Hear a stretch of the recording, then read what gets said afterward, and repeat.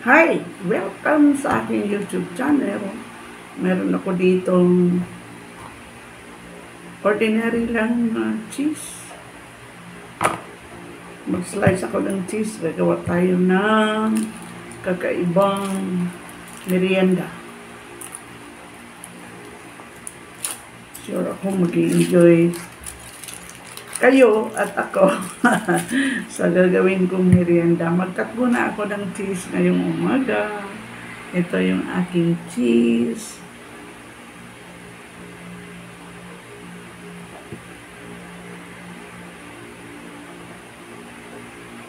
Yan. Maliliit lang. Yung ibig ko sabihin, manipis lang. Hindi naman masyadong marami. At hindi po ito maalat na cheese. Ito ang pinakamura na cheese sa palengke. Gawa lang ako ng konti. No? Dalawa lang naman po ang aking pagandaan. 2 tao lang kakain nito. So, para maiba naman yung ating merienda. Pwedeng merienda ito, pwedeng dessert, no?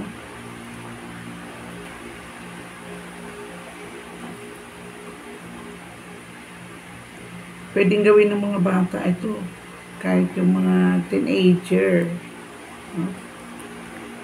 Kayang-kaya din ng mga lola. Nutritious, mabilis gawin, at madali lang gawin.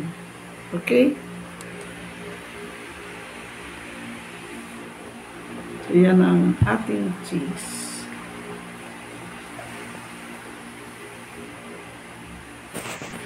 Mayroon pa akong natitira na rice, spring roll wrapper, rice paper. Or pwede rin kayo gumamit nito ng halimbawa ay lumpia wrapper. No? So, ang gagawin ko po ay maglagay ako ng cheese.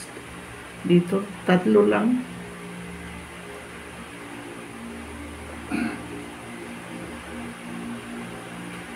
Dito sa aking paper or rice paper.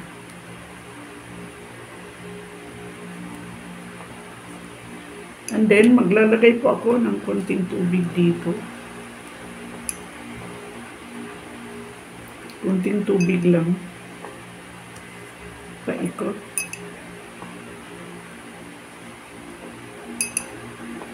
At dito sa in-between. At ipatong ko lang po ito.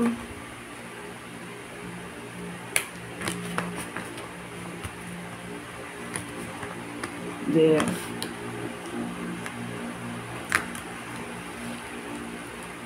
So, ipatong lang.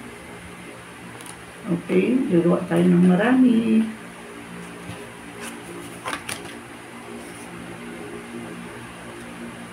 Kasi maliliit lang po yung ating rice paper. Hindi siya masyadong malapad. No? And then, maglagay ako ng tubig around.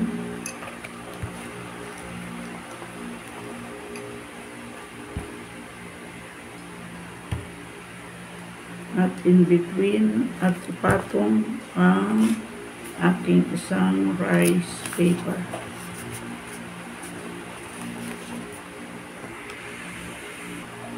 Ayan. Ito ay gupitin ko. No?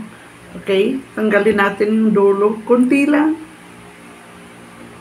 Para lang magpara-pareho yung size. No? Dito rin sa dulo. Alisin ko rin ito. Yung kunting edge. No?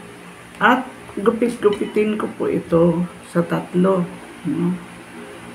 So, bali, alisin natin yung extra. Hindi natin tatapon yun kasi pwede pa natin mapakinabangan yun. So, gupit, gupit. See, isang portion, yan. Huwag natin idikit-dikit silang 3 kasi pag dumikit, mahirap po ang pag-alis. So, individually, i-cut natin ng ganito. Ayan. And then, Kung gusto ninyo na para-pareho ang kanyang size, ay pwedeng alisin yung edge. Yan. So, pag sila ay nagganito na, gupitin natin yung dulo ulit.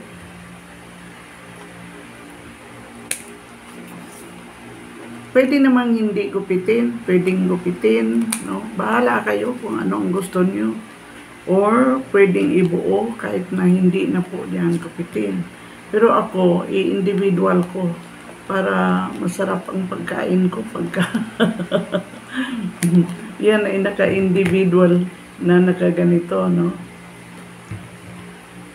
Eh, kasi mahinayang ka kung minsan, no? Pagka halimbawa ay ginupit mo at itatapon lang.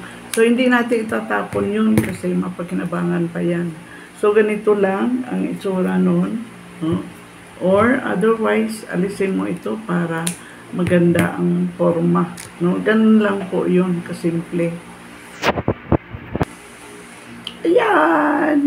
Marami na. So, ganito na po yung itsura niyan. Yung individual. No? Okay, lutuin natin ito ng saglit lang. Wala pang 5 seconds. Mga luto na po yan. Ayan, i-fry natin. Pero kunti lang yung aking canola oil. So, kahit kunting oil lang naman, pwede naman coconut oil, you know? Pero sure lang na mainit ang ating oil, okay? Ayan, saglit lang po yan. At huwag natin pabayaan, baka masunog. Kasi very quick ang pagkaluto natin ito.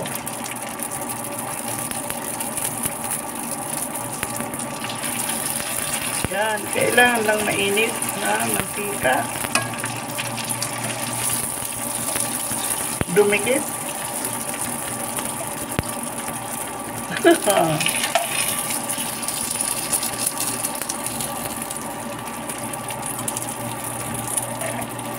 See, ito na. Tanggalin na natin. Alisin na natin. Maglagay pa tayo.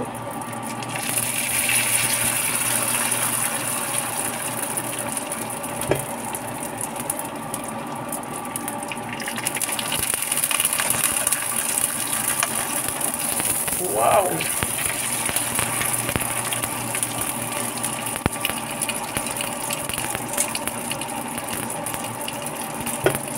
Ang bilis lang.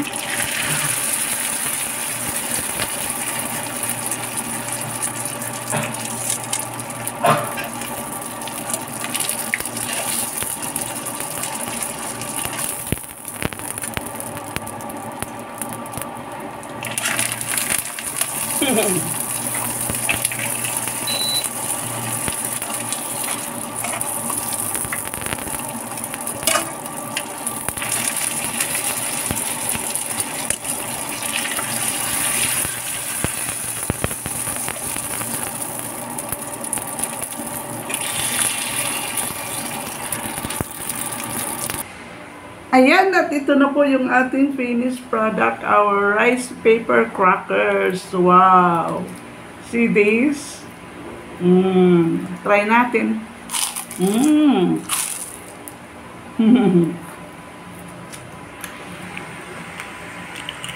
Masarap. Very crispy. What? Nakatingin lang pa sa atin, no? Hindi ako ng kain. Pakainin natin yung bisita ko, try it. Wow! Crunchy. Yummy. Yummy. Sarap. Kain po tayo.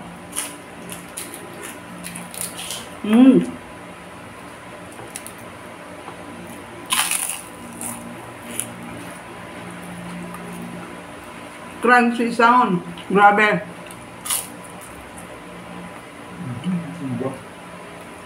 Yummy. Kasi may cheese dito sa loob.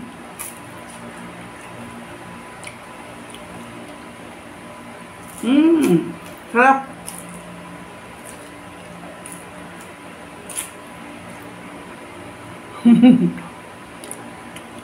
Ay, sweet. Ubos na.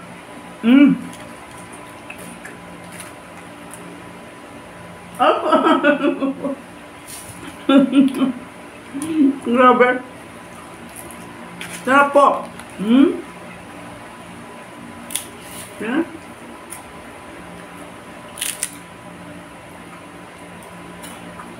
Madali lang gawin. Mabilis. Masarap kainin. Sarap.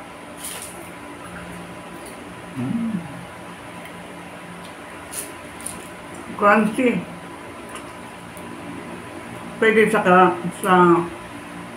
Milo, sa kape, o sa juice. Kahit ano.